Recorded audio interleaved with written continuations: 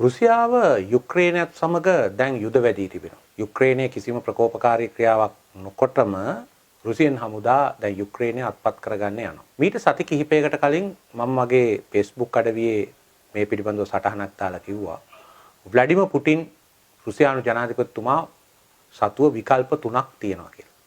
එකක් තමයි රාජතාන්ත්‍රික ක්‍රියාමාර්ගයක් මගින් නේටෝවට යුක්‍රේනය ඇතුල් වීම නතර කරලා යම් මැදිහත් වීමක් ඇති කරලා සිය හමුදා ආපසු ගෙන යාම. දෙවැන්න තමයි යුක්‍රේනය සම්පූර්ණයෙන්ම අත්පත් කරගෙන රුසියාවට ඈඳා ගැනීම.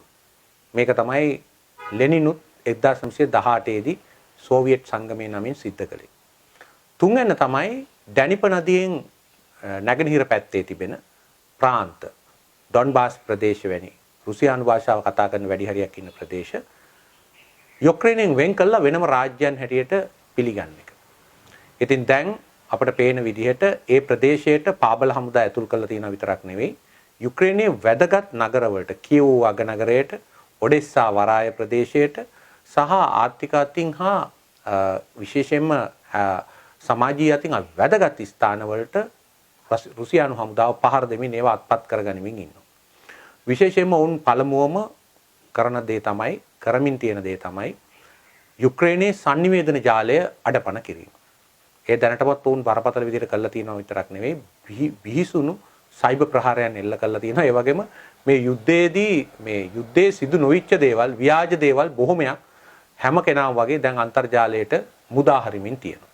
ඒ නිසා ඇත්තටම යුද්ධය මොකද්ද වෙන්නේ කියලා හිතාගන්න බැරි තත්වයකුත් දැන් අන්තර්ජාලයේ උදා වෙලා තියෙනවා. කෙසේ වෙතත් sannivedanaya කපා හැරීම මූලික කාරණය. දෙවැන්න තමයි බල ශක්ති ක්ෂේත්‍රය කපා හැරීම. දැනට අක්‍රිය වෙලා තියෙන චර්නොබයිල් බලාගාරය වුන් අල්ලාගත්තේ සංකේතාත්මක අර්ථයෙන්. ඒක ඉස්සර සෝවියට් සංගමයේ සතුව තිබිච්ච දෙයක්. නමුත් 1986 දී වෙච්ච අනතුරකින් පස්සේ ඒක සම්පූර්ණයෙන්ම ඒක ඩිකොමිෂන් කළා. එහි වැඩ කටයුතු අක්‍රිය කිරීමක් කළා. දැන් විදුලි බලාගාර, ගෑස් සැපයුම් මාර්ග මේ සියල්ලම අත්පත් කරගනිමින් මේ හීත සමයේ යුක්‍රේනයේ බලශක්තිය නැති තත්ත්වයක් ඇති කිරීම තමයි අරමුණ. ඒ වගේම තුන්වෙනි එක තමයි යුදමය වශයෙන් වැදගත් ගුවන් තොටුපළවල්, හමුදා මූලස්ථාන වැනි ස්ථානවලට පහර දෙමින් අවසානයේ කියව් අගනගරයේ දේශපාලන මූලස්ථාන තමන් අතට අත්පත් කර ගැනීම තමයි රුසියාවේ අරමුණ. ඇත්තටම ව්ලාඩිමිර් පුටින් මහතා වැදගත් ප්‍රකාශයක් කළා මේ පහර දීම ආරම්භ කරමින් වෙඩි සද්ද, මිසයිල් ප්‍රහාරවල ඒ විශාල ප්‍රහාරක හඬ මැද්දේ ඔහු කිව්වා ඇමරිකා එක්සත් ජනපදයට බ්‍රිතාන්‍යයට මගේ හඬ දැන් ඇසෙනවද කියලා ඔහු ඇහුවා. ඒක තමයි ඔහුගේ පණිවිඩය. කලින් උඹලා මට කන් දුන්නේ නැහැ. දැන් ඔන්න මම මිසයිල් ප්‍රහාර එල්ල කරලා තිනවා. මගේ හඬ දැන් ඇහෙනවද කියලා. ඒ වගේම ඔහු ප්‍රකාශ කළා ඔහුගේ අරමුණ යුක්‍රේනය නිර්මිලිටරීකරණය කිරීම. Demilitarization of Ukraine. ඒ කියන්නේ යුක්‍රේනය යුදමය වශයෙන් අක්‍රිය කර දැමීම ඔහුගේ අරමුණක් හැටියට ප්‍රකාශ කළා. ඊට වැඩිමනත් වශයෙන් ඔහු කිව්වා නිර්නාසීකරණයක් වෙනවා කියලා. මේ නාසිවාදීන් හැටියට ඔහු දැක්කේ යුරෝපයේ දෙසින් එන නේටෝවේ ව්‍යාප්තිය විය යුතුයි. එය නතර කරනවා ඔහු කියලා කිව්වා. මේ මගින් ඔහු යම් පාඩම් ගණනාවක් පසුගිය කාලේ ලබා දුන්නා. ලෝකයට පහුගිය කාලේ ව්ලාඩිමිර් පුටින් මෙවැනි අනතුරුදායක ඒ වගේම ඊටාම තීරණාත්මක දෙපැත්තටම භයානක තීරණ ගණනාවක් ඔහු ගත්තා. ඔහු බලයටපත් වූ වහාම ඔහු චෙස්නියාවේ හා ඩාජිස්තාන් ප්‍රාන්තයේ තිබිච්ච මුස්ලිම් බෙදුම්වාදී ව්‍යාපාර සමතලා කළා දැම්මා. ඊළඟට ඔහු රුසියාවේ අභිමානය ඉහළට ගෙනීම සඳහා අලුත් ඔවුන්ගේ තියෙන එකම ශක්තිය මේ ගෑස් තෙල් ශක්තිය ලෝකේ ලොකුම ගෑස් සැපයුම්කරුවෝ ලෝකේ දෙවෙනියට සෞදි අරාබියට පසුව ලෝකේ විශාලතම තෙල් සැපයුම්කරුවත් රුසියාව. මේ බලය මේ ඉන්ධන බලය ඔහු දේශපාලන බලයක් ලෙස පාවිච්චි කළා.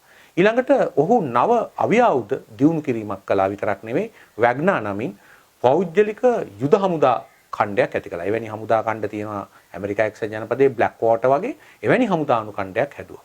හැදුව විතරක් නෙවෙයි ඔහු සමහර ප්‍රශ්න වලට ඍජු මැදිහත් වුණා. දැන් උදාහරණයකට ඉරාකයේ ඒ වගේම ලිබියාවේ සදාම් හුසේන් මුආවර් ගඩාෆිගේ පාලන ඇද වැටුණාට සිරියාවේ අසාද්ගේ ආණ්ඩුව වැටෙන්න ඔහු දුන්නේ නැහැ. ඔහු ඍජුව මැදිහත් වෙලා ගුවන් ප්‍රහාරක ශක්තිය යොදවලා සිරියාවේ අසාද්ට විරුද්ධව තිබිච්ච ප්‍රතිවිරුද්ධ හමුදා පරාජය කළා විතරක් නෙවෙයි සිරියාවේ තිබිච්ච අයිසිස් ත්‍රස්තවාදය සම්පූර්ණයෙන්ම අතුගාලා දාන්න. හැබැයි උතුරු ප්‍රදේශයේ කුර්දිවරුන්ට ඔහු අත තියන්න ගියේ නැහැ. ඒක මොකද තුර්කියත් එක්ක මේක ප්‍රශ්නයක් වෙනවා. තුර්කියත් ඒට කැළඹිලා තියෙනවා. ඒ නිසා ඔහු ඒ ප්‍රදේශනුගේ අනික් ප්‍රදේශ ස්ථාවර කළා. ඒ වගේම ඔහු ලිබියාවටත් හමුදා යවලා ලිබියාවේ පරණ සෙම්පතියව බලාත්මක කිරීමට කටයුතු කළා. ඒ වගේම ඔහු තුර්කිය සමග නව සම්බන්ධතා තර කර ගැනීම කරගත්තා. ඒ වගේම ඔහු වෙනිසුලා වැනි රටවල් වලට පවා අවශ්‍ය වෙලාවට මැදිහත් වෙලා ඇමරිකාවට එරෙහි සිය දජය එසවීම කළා.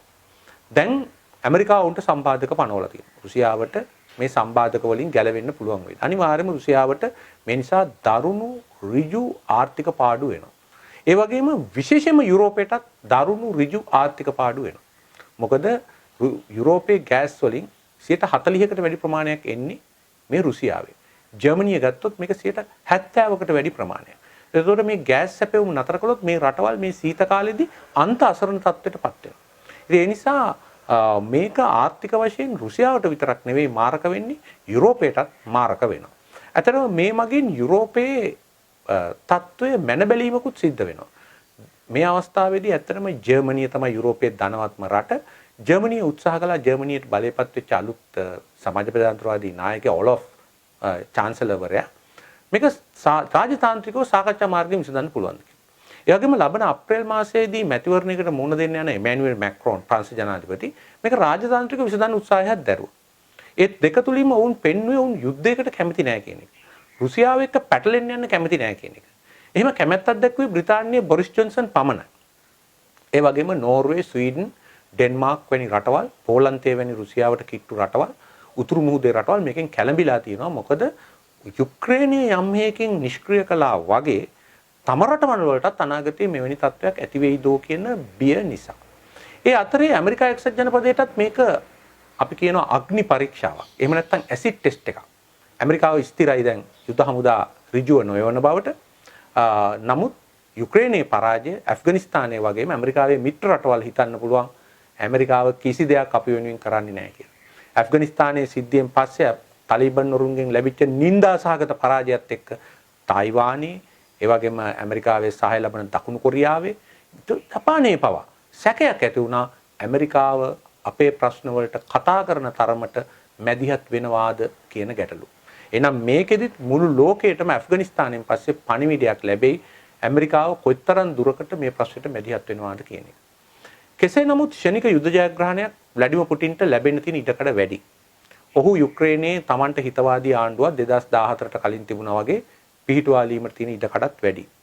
ප්‍රශ්නේ තියෙන්නේ ඔහුට ගරිල්ලා යුද්ධයකට මැදි වෙන්න සිද්ධ වුණොත් යුක්‍රේනයේ දේශප්‍රේමීන්ගේ අරගලයකට ඒ වගේම ඇමරිකාව හෝ වෙනත් රටවල් විසින් ආයුධ හා මූල්‍ය ශක්තිය සපයන ත්‍රස්තවාදී ක්‍රියාවලියට ඔහු මැදි වුණොත් දිගු කාලීන වශයෙන් රුසියාවටත් ඇෆ්ගනිස්තානයේ ඉරණම අත්පත් වෙන්න ඉඩ තියෙනවා. ඒ සඳහා යම් ආකාරයක පියවර ගණනාවක් රුසියාවට ගන්න සිද්ධ වෙන එක හොඳම දේ තමයි ඔවුන්ගේ හමුදා කඳවුරු ඇතැම් තැන්වල පිහිටවලා ඒ කියන්නේ උපාය මාර්ග වශයෙන් වැදගත් තැන්වල පිහිටවලා ඔඩෙස්සාව ක්‍රීමියාව වගේ තැන්වල පිහිටවලා තමන්ගේ හමුදා පිටරට ගෙනහිල්ලා තමන්ට හිතවාදී පාලනයක් ස්ථාපිත කරලා බෙලරුස් වල වගේ ආපසු යාම. ඒක තමයි ඔහුට තියෙන දේ. හැබැයි මේ මගින් රුසියානු වලහාගේ තරම ගැන ලොකු බියක් ලෝකයට ඇති වුණා. ඒ වගේම මේකෙන් තවත් මේ දෙස ඉතා තීරකව බලා ඉන්න රටක් තමයි චීනය. මොකද චීනය යුක්‍රේනයට චීනයට ඉතා වැදගත් ඔවුන්ගේ අර එක තීරයක් එක මාවතක් බෙල්ට් ඇන්ඩ් රෝඩ් ඉනිෂියේටිව් එකේ ලොකුම නිදහස් වෙනත කලාපය නිර්මාණය කරන්න ගියේ යුක්‍රේනය. ඒ වගේම යුක්‍රේනයේ ඉඩම් වලින් දැන්ටමත් 15%ක පමණ වගාබිම් ප්‍රමාණයක් අත්පත් කරගෙන ඉන්නේ චීනය. චීනයට උන් විශාල වශයෙන් ණය ගැති. ඒ නමුත් මේ බල සමීකරණය දිහා බැලුවාම ඇමරිකා එක්සත් ජනපදයත් එක්ක තියෙන බල සමීකරණය දිහා බැලුවාම චීනය යුක්‍රේනයේ සහායට යන්නේ ඔවුන්ගේ වක්‍ර සහාය ලැබෙන්නේ රුසියාවටයි. මොකද ඔවුන්ට අවශ්‍ය ඇමරිකා එක්සත් ජනපදයට පාඩමක් උගන්වන්න.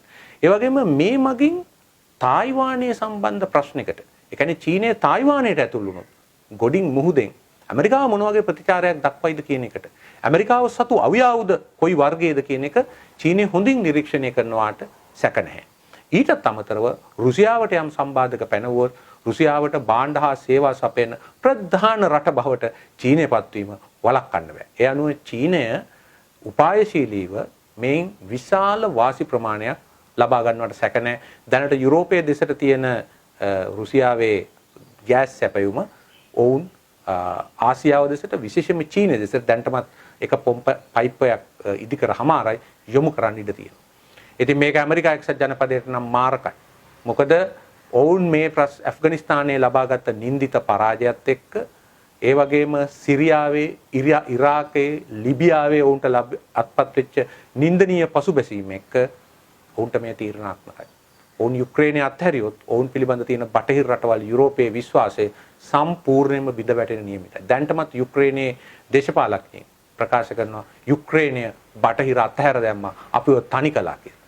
ඒ නිසා නේටෝවට එක්වීම සඳහා ගිය ගමන දරුණු ප්‍රතිවිපාක මගින් අසරණ වෙච්ච යුක්‍රේනයත් එක්ක ඇමරිකා එක්සත් ජනපදයට එහි ඇඟිල්ල දික්වීම වළක්වන්න බෑ.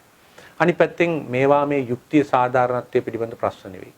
තවත් රටක හමුදා යෑම බොහොම පැහැදිලිව ජාත්‍යන්තර නීතිය හා මනුෂ්‍යත්වයේ උල්ලංඝනය කිරීමක් වුණත් ලෝක බලවතුන්ට ඒවා ප්‍රශ්න නෙවෙයි. පැනමාව හෝ එමත් නැත්නම් මෙක්සිකෝවට රුසියන් හමුදා ගියා නම් රුසියන් මිසයිල් එහි තැන්පත් කරන්න ගියා නම් ඇමරිකාව හැසිරෙන්නේ ඔහොමමයි. ඔවුන් අනිවාර්යයෙන් මෙක්සිකෝව යටත් කරගන්නවා. ඒ නිසා මේ බලවත් රටවල් ඒ ආකාරයට තමයි හැසිරෙන්නේ. අපි මේ බලදේශපාලනයේ තේරුම් ගත යුතුයි. ලංකාවටත් මේක බලපානවා කීප ආකාරයකින්. එක පැත්තකින් මේ නිසා ගෑස් මිල තෙල් මිල ලෝකේ ඉහළ යනවා తాවකාලිකව. ඒ වගේම ලංකාවේ තේ අපනයනය කරන ප්‍රධාන රටවල් දෙකක් රුසියාව සහ යුක්‍රේනය. ඒ වගේම ලංකාවට එන සංචාරකයින්ගෙන් සැලකිය යුතු ප්‍රතිශතයක් රුසියාවෙන් සහ යුක්‍රේනයෙන් එනවා. මේ සියල්ලම ලංකාවේ ආර්ථිකයටත් මේ කඩා වැටලා බිඳ වැටලා තියෙන ආර්ථිකයටත් බලපාන නියමිතයි. කෙසේ නමුත් ව්ලාඩිමිර් පුටින් මේ පසුගිය අවුරුදු 20 දී පෙන්ලා දීපු එකක් තියෙනවා. ඒක තමයි තමන්ගේ රට ආර්ථිකතින් ඇමරිකාව චීනය වගේ ලොකු රටක් නොවුණා. තමන් සතු ශක්තියින් දෙක, ඒ කියන්නේ ඉන්ධන ශක්තිය සහ යුද ශක්තිය. දැන් අද වෙනකොට සයිබර් ප්‍රහාර වලින් උන් ලබාගෙන තියෙන ශක්තිය කියන මේ ශක්තියින් පාවිච්චි කළා. ඊටාම බරපතල අනතුරුදායක තීරණ අරගෙන පියවරෙන් පියවර සාර්ථක වෙච්ච නායකයෙක්. ඉතින් මේ පාර සූදුව කොහොම වෙයිද කියන එක තීරණය වෙන්නේ අනාගතයේ ඔහු හැසිරෙන ආකාරයටත් ලෝකයේ පුටින්ට ප්‍රතිචාර දක්වන ආකාරයටත්.